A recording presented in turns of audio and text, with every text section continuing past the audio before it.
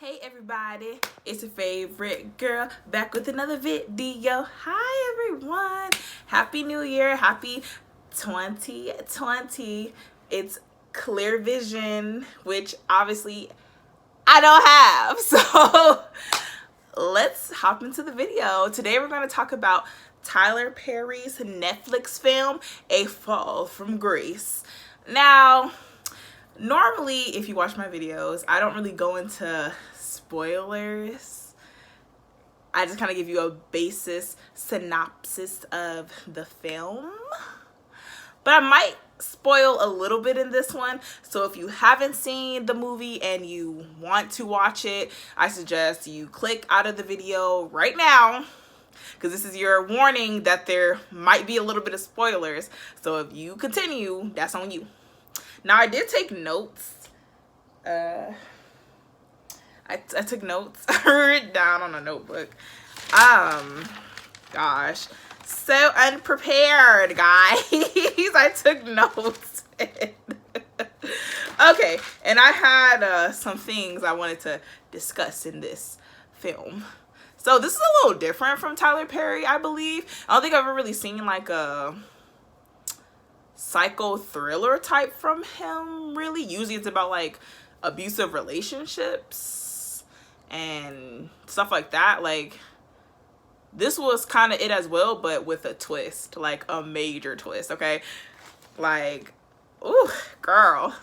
So we have, the story starts off with, there's a woman named Jasmine. She's an like an attorney, and she was appointed a case with a woman named Grace Walters, who everyone believed that she killed her husband. She didn't really want the case. She was kind of like a plea deal type of attorney. Like, she would just get them to sign pleas and be done with it.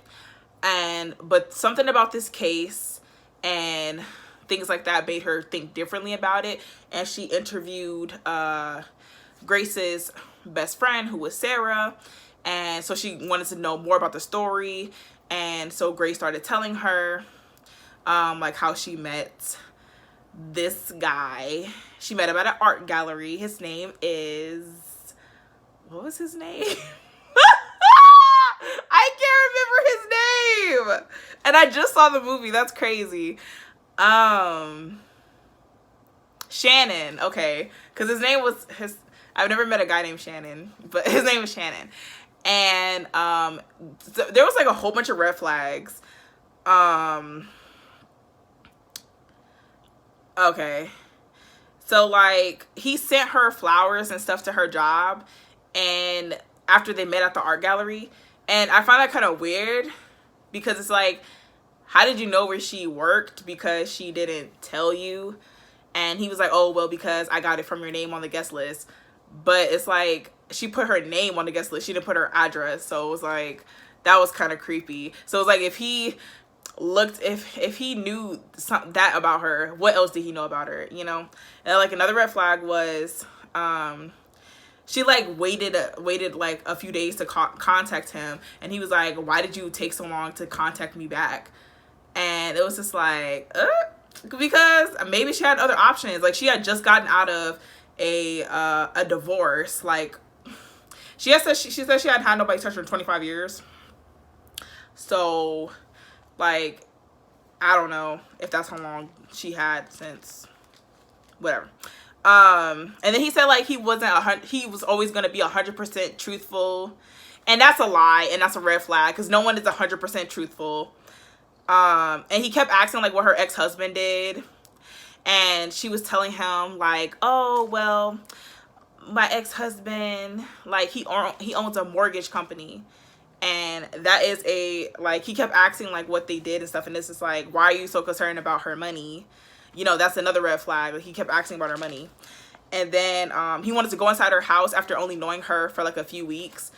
I feel like that was kind of weird, because it's like, why do you want to go inside her house? You know, because he seemed to be the person that said the right things and did the right things. He wooed her and wowed her, and because she was the perfect victim, because she hadn't been touched in 25 years. She kind of was like holed up in the house and didn't want to go out because her ex-husband had moved on with a chick that was way younger than her, because Grace Walters is an older woman, so her ex-husband moved on with somebody who was younger than her, and like he kept everything because she didn't want anything, so he kept the house and everything. And so she was just kind of like mad about it and kind of just like bitter and angry because, you know, she felt like it was going to be forever and it wasn't. And then like they got and she was saying how like she was falling for him, and they only been seeing each other for like a couple days, and it was just like that's a red flag. Because like and even in her intuition was telling her, oh my god, like you should slow down, you shouldn't, like, you know, this guy sounds like he's bad news. Like her intuition was telling her everything. And that's another thing, we as ladies, we need to listen to our intuition. Like her intuition was telling her this guy is like, you know, you need to slow down, you need to stop, you know, being like, oh, I'm so in love. Like, girl, your intuition will tell you. And then they got married after 3 months, and that's a red flag, because 3 months, like you don't know a person well enough to get married in 3 months. Like, and of course he's gonna put on his best face because he wants to impress you, you know. Like I call that the honeymoon phase. I mean, even after probably like a couple years, you know somebody a lot better in a couple years than you would in 3 months. But even then, people have skeletons in their closet, so I feel like you can never really know a person, you know. And then all of a sudden, like after they got married, things turned to shit. And she called him on the phone late night, like, yeah, you like them fireflies? Yeah. She was like, hold on, who you talking to? And he was like, there's 2 things I don't like. 1 is being checked up on, and 2 is being questioned. I said, oh, and and that was the first sign of him being rude to her. And then next thing you know, $379,000 was missing from her accounts at work, because she was a banker. That's another information, yeah. And so they fired her and said that they wanted the money back or she gonna go to jail. So he acted like he was concerned. Oh my god, what do you mean? What do you mean? Oh my god, what happened? And then because she was like, my house has been paid off for 4 years, because the bank that she banked with was like, oh, you know, you took out a $375,000 mortgage. And she was like, what? You know, and it said it was notarized by somebody named Flynn something, and it was an abandoned house, girl. She went to the surveillance cameras for the bank, found out that it was her husband, and he was like, I'm owed that money. I said, ooh, he was owed that money, girl. And see, that's as far as we're gonna get with this, because there's some twists in this movie. Like, y'all don't even know. Ooh, Lord. We're just gonna end it there. Like, I feel like I told you guys enough, and I usually don't even go this in depth in detail, but there's a twist at the end of this movie that, like,